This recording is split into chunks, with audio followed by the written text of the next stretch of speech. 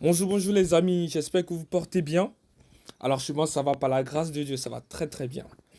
Bon, aujourd'hui j'ai décidé de vous présenter une nouvelle vidéo pour vous présenter le terrain. Voilà, pour vous montrer le terrain. Euh, Comme vous voyez, hein, franchement, les herbes ont poussé. Ça c'est le résultat de la saison pluvieuse. Voilà, c'est le résultat de la saison pluvieuse. Nous avons coupé les herbes à deux reprises. Voilà. Mais comme vous savez, le sol africain est tellement riche que il suffit de quelques gouttes et du soleil et voilà. Et voilà ce que vous avez. Donc là, je vous présente un peu le terrain. Donc le terrain, c'est un terrain de 4 000 mètres carrés qui va jusqu'au loin là-bas.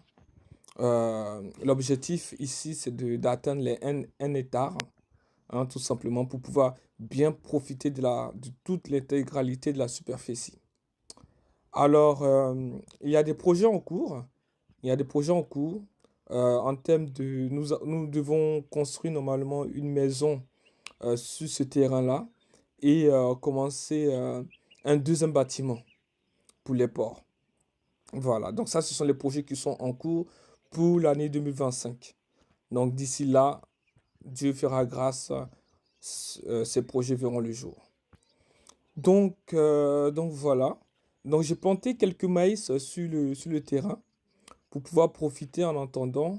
Parce que comme vous savez, hein, euh, le sac de maïs est très très cher en ce moment.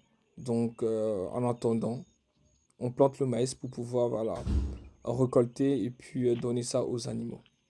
Alors dans cette nouvelle vidéo, je vous présente le terrain tout simplement pour vous dire ceci que j'ai acquis ce terrain en fait quand je faisais mes études, donc quand j'étais en alternance, voilà, donc école, entreprise. Et c'est cet argent d'alternance qui m'a permis aujourd'hui d'avoir ce terrain. Donc cet argent que j'ai mis de côté m'a permis de m'offrir un terrain de 4 000 mètres carrés. Voilà. Pourquoi je dis ça? Je dis ça parce que souvent j'entends qu'il faut commencer à être un salarié avant de se lancer dans un projet quelconque en Afrique.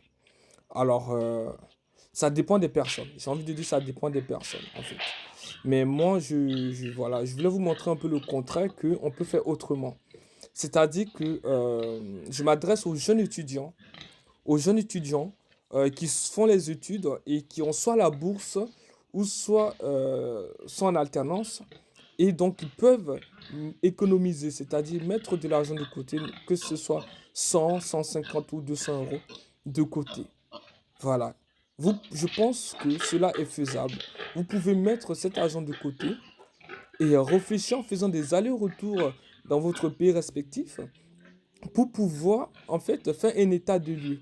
L'état des lieux consiste à quoi? Ben, l'état des lieux consiste à faire un tour dans son pays, à voir un peu comment cela se passe, à aller sur le terrain, à étudier tous les paramètres.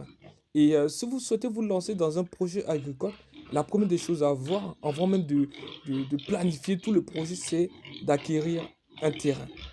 Donc, votre argent d'alternance que vous mettez de côté ou bien votre argent d'étudiant va vous permettre en fait à acquérir ce terrain en attendant d'être salarié et de vous lancer complètement. Mais vraiment. Et donc, j'invite beaucoup les jeunes qui sont dans ce cas-là à, à repenser, si vous souhaitez investir dans l'agriculture, à penser, à mettre votre argent de côté et à vous diriger vers un projet agricole qui vous sera très très rentable. Donc, à travers cette vidéo, vous venez de voir les animaux qui sont sur le terrain. Allez les amis, ciao ciao.